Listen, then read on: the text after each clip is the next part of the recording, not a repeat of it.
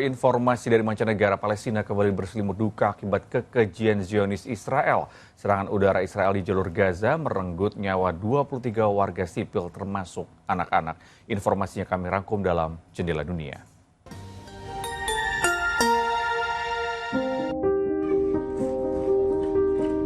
Kesedihan mendalam menyelimuti Gaza Kamis kemarin.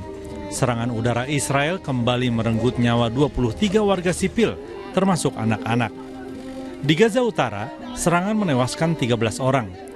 9 diantaranya adalah anak-anak, menurut Rumah Sakit Indonesia yang menerima jenazah.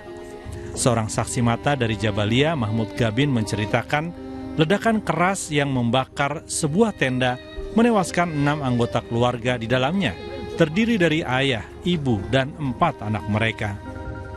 Sementara itu, di kota Han Yunis, Gaza Selatan, satu keluarga beranggotakan 10 orang juga menjadi korban. 5 anak, 4 perempuan, dan 1 laki-laki dengan luka bakar serius. Sejak gencatan senjata dengan Hamas berakhir bulan lalu, Israel terus melancarkan serangan dan memperketat blokade, memicu krisis kemanusiaan parah. Warga Palestina di Khan Yunis dan Jabalia Gaza tampak mengantre di depan truk air pada Rabu lalu. Mereka membawa jeriken dan wadah seadanya, berharap bisa mengisi air bersih di tengah krisis air yang semakin parah. Wakil Direktur Perusahaan Air Pesisir Gaza, Omar Satat, menyebut Gaza sedang mengalami bencana air yang berdampak langsung pada kesehatan masyarakat. Setiap orang hanya mendapatkan 6 hingga 7 liter air bersih per hari.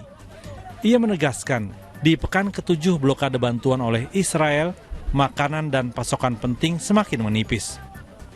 PBB melalui OCHA mencatat meningkatnya kasus malnutrisi akut. Presiden Rusia Vladimir Putin menerima kunjungan resmi Emir Qatar Sheikh Tamim bin Hamad Al Thani di Moskow pada Kamis. Kerjasama bilateral serta isu-isu internasional dibahas, termasuk penyelesaian konflik Israel-Palestina dan situasi di Suriah.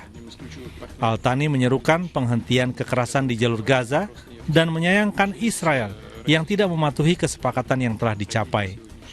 Ia juga menegaskan komitmen Qatar sebagai mediator untuk mengakhiri penderitaan rakyat Palestina.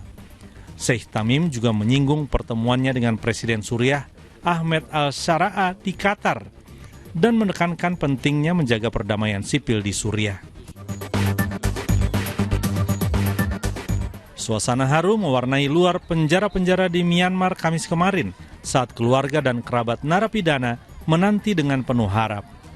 Pemerintah militer Myanmar mengumumkan amnesti bagi sekitar 4.900 tahanan dalam rangka perayaan Tahun Baru tradisional negara itu. Di depan penjara Insein Yangon, tangis bahagia pecah saat para mantan tahanan memeluk keluarga mereka dalam pertemuan penuh emosi di pinggir jalan. Myanmar berada di bawah kekuasaan militer sejak kudeta pada 1 Februari 2021 yang menggulingkan pemerintahan terpilih Aung San Suu Kyi. Saat ini, lebih dari 22.000 tahanan politik masih mendekam di balik jeruji.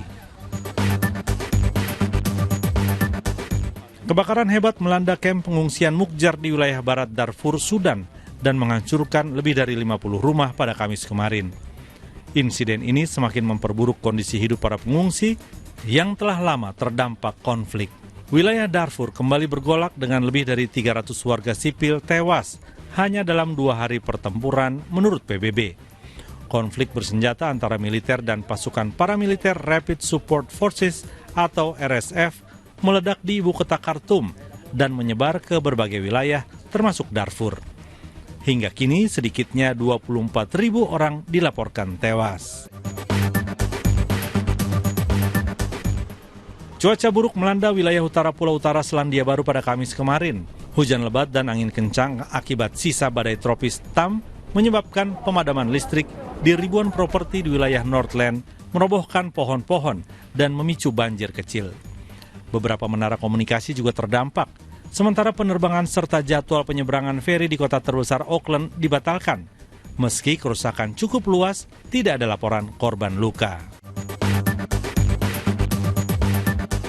Vatikan memulai masa paling hikmat dalam Pekan Suci pada Kamis dengan Paus Fransiskus yang masih dalam masa pemulihan secara resmi absen dari perayaan liturgi utama menjelang Paskah. Misa Kamis Putih di Basilika Santo Petrus dipimpin oleh Kardinal Domenico Calcagno menggantikan Fransiskus yang berusia 88 tahun.